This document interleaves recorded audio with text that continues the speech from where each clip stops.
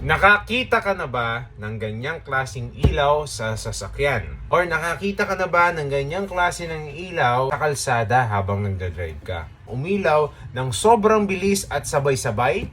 Ang tawag dyan ay emergency stop signal. Yan po ay isang safety features ng isang sasakyan at motorsiklo. Nag-a-activate po ang ilaw na yan ng sabay-sabay at sobrang bilis kapag po ikaw ay nagpapatakbo ng 60 kilometers per hour above.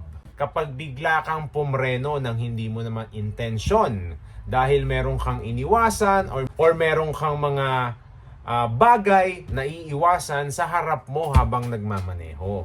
Ang purpose niyan is para maging alert ang mga driver na nasa likod mo. Kakaiwas sa mga posibleng panganib sa kalsada ang mga driver na nasa